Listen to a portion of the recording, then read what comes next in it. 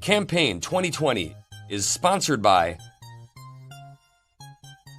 Wisconsin Hospital Association, Quick Trip,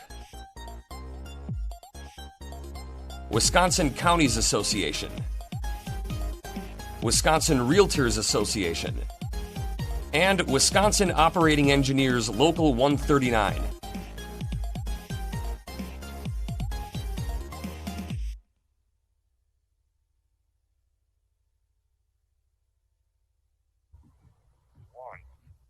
State Representative Robyn of Wauwatosa is a Democrat seeking re-election in the 14th Assembly District. Robyn, welcome to WisconsinEye. Hello, happy Monday. Thank you for having me.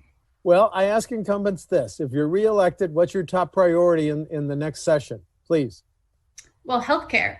And I think healthcare, mental health care, as we're talking through, in February, I went to the annual update on children in Wisconsin, and the number one priority there was mental health. And that was in February.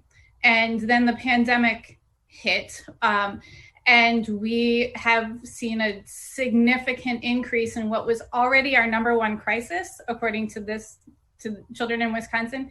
We've seen a significant increase in mental health needs. And so that's not just in the homes, but it's also in the schools. And as we prepare for the next budget cycle, we've started to do the research. And I made a call this week and asked the school district, one of the school districts that I represent, I'm hearing a lot about mental health care. And mental health care, not just for students, because one of my first meetings I had with one of the school districts was about the mental health care of teachers and talking about secondary trauma. And so I think we need to look at mental health care, not just how we fund it, but how we implement it. And I am willing and ready to have the conversations to figure out not only how we fund it, but how we implement it in smart ways across the state of Wisconsin, including in schools. And then I would just expand that to say most of the bills I work on are on healthcare having to do with women and children. So I could spend this whole half hour talking to you about what I want to do with healthcare for women and children in Wisconsin in the next term. You're not going to let me have a whole half hour to talk about it, though, I'm pretty sure. No, we've got a few other topics to cover, but talk to me about the importance of Governor Evers' face mask, which was just upheld by a St. Croix County judge, and the 25% occupancy. Do you support those? And are you hearing that the 25% occupancy will be a burden for businesses in your district? Well, so first of all, I support the statewide mask mandate for enclosed spaces. Mask wearing is absolutely just one of the best tools we have to stop the spread of COVID-19. And we have to talk about COVID-19 and the threats to the state of Wisconsin as both a threat to lives and livelihoods. This is an economic crisis in that it is also a public health crisis. Yeah. We won't fix the economic crisis until we fix the public health crisis. So I understand, yes, I'm hearing from business owners. I mean, it took seconds before I received a text message from a business owner friend. I am a small business owner. My friends who are not only in my district are desperately reaching out because they're concerned, right? So I'm hearing about the concerns. Yes, I support the governor's mandate for indoor spaces.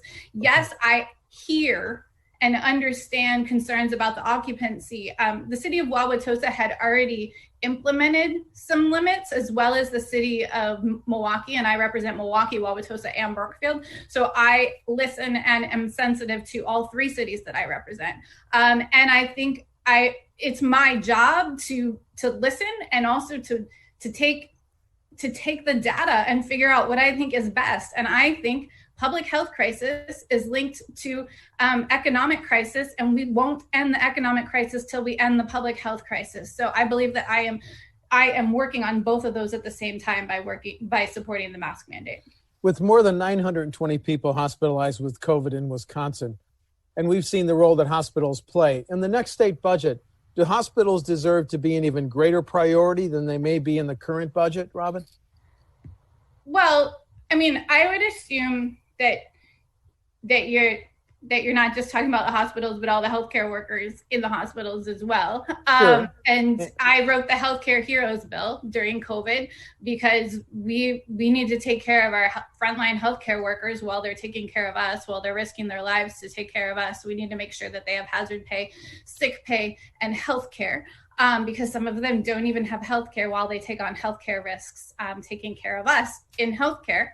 And so, but I did write it in a way because I have been in the conversations with our hospital systems. I know at least, we were having conversations about losing $1 million a day, right? So these are very real everyday conversations. But I wrote that bill sensitive to that and paid for it without putting the cost on the hospitals. So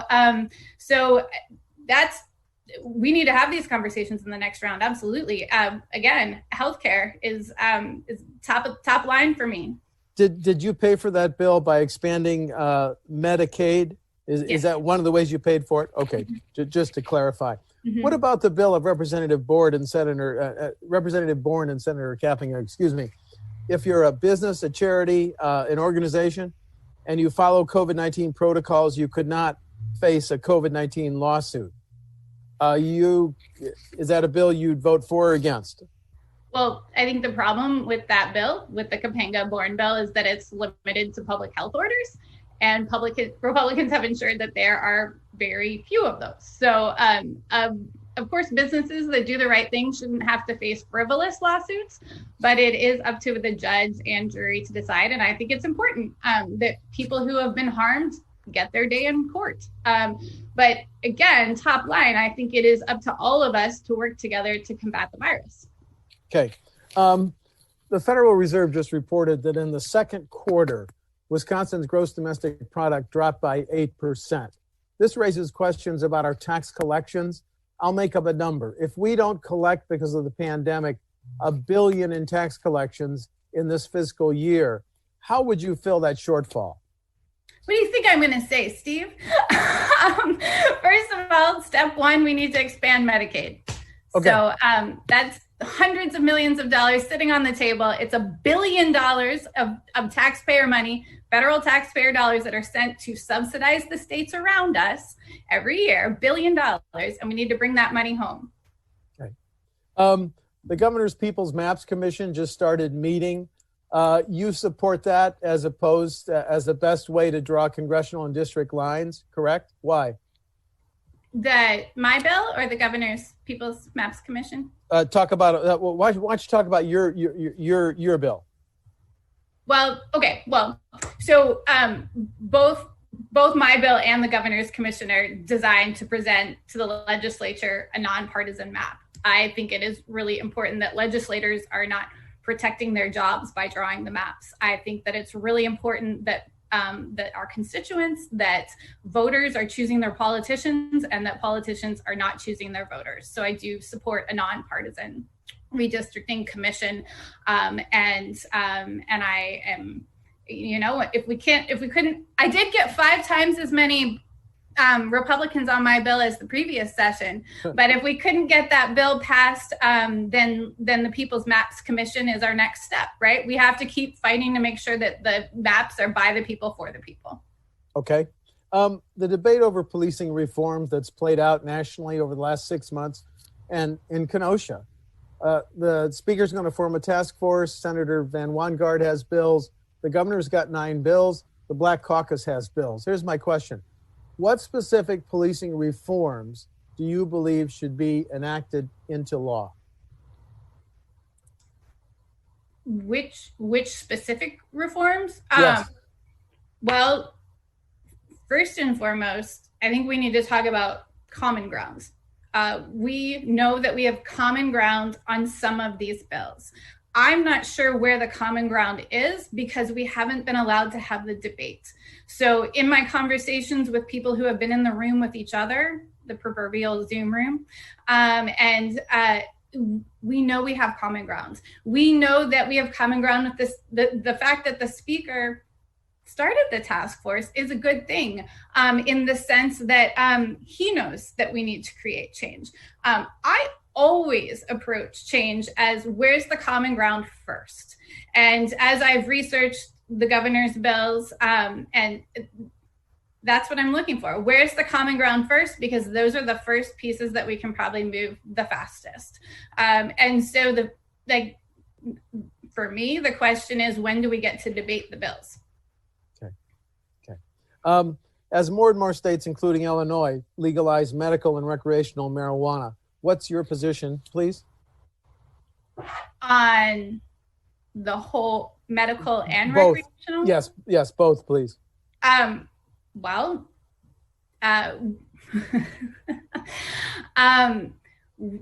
we need to look at it from a variety of perspectives. We need to look at it. So medical marijuana. I've spoken with doctors in our district. We need to look at the science. To me, it's not so when the speaker came forth with his bills, it was pharmaceuticals, right? Those were the pharmaceutical answer. And so that you're asking a question, do you support one way or the other? And I'm saying, okay, we need to have a medical marijuana conversation. And we need to have a conversation about whether we're just handing this to the pharmaceutical companies or something else. So for me, that's the first step. How are we going to talk about that? And then recreational marijuana, we need to look at it from a criminal justice reform perspective. We need to look at it from how does this affect communities in generational poverty? We need to look at it, how does it affect the way our employment law works? So if it's legal, but then you test positive for marijuana, how does that affect your employment status? So for me, the conversation is broad, and let's start having it. Okay, let's talk about property taxes, because we're a high property tax state, which is a reason that school districts and local governments have had to live with caps and limits on property taxes for more than 20 years. If you're reelected voting on the next state budget, should those limits stay in place to hold down property taxes on homes? Well, so for me, this is a local control issue. I think the state should let the local governments have some flexibility in their sources of revenue. I represent 3 very different communities in 2 different counties, and each has unique assets and unique challenges. And that is why more local control and local decision making is needed. Yeah. Well, does that include, do you support Representative Goyke's bill, which would give local governments options in the city of Milwaukee if it passed a referendum? Could enact a half-cent sales tax? Is it time to give local governments that type of options to hold down or to reduce their reliance on property taxes?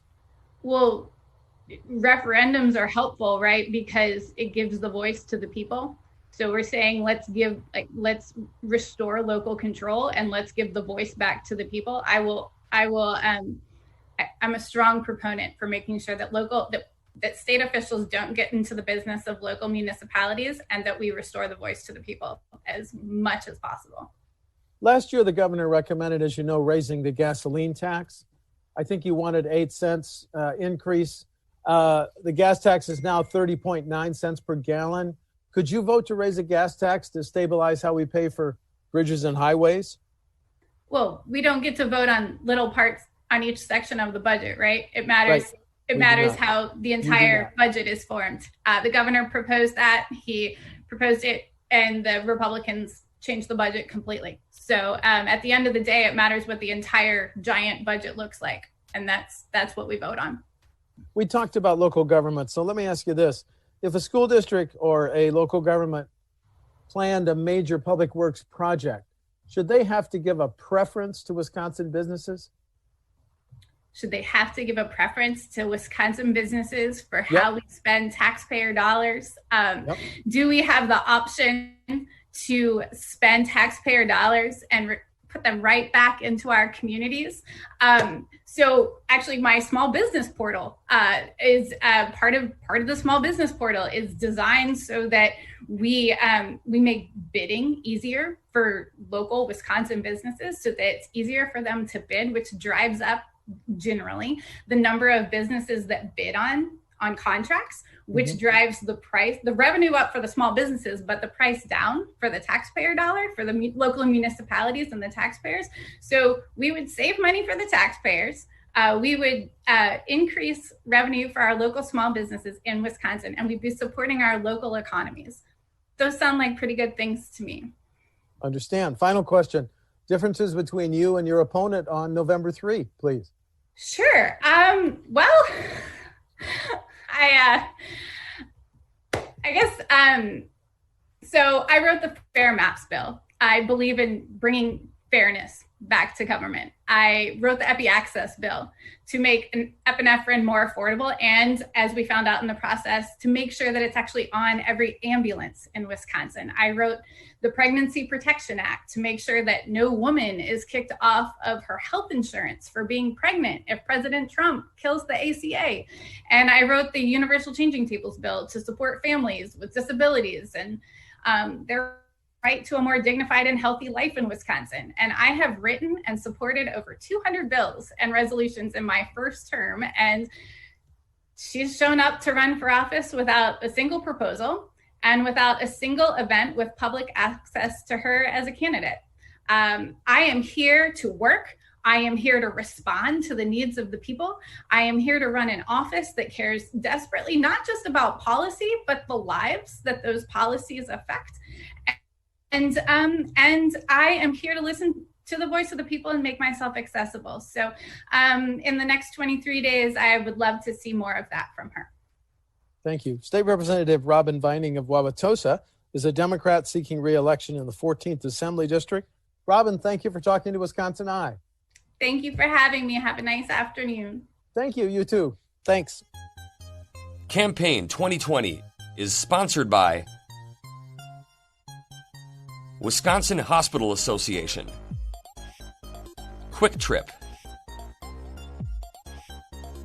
Wisconsin Counties Association, Wisconsin Realtors Association, and Wisconsin Operating Engineers Local 139.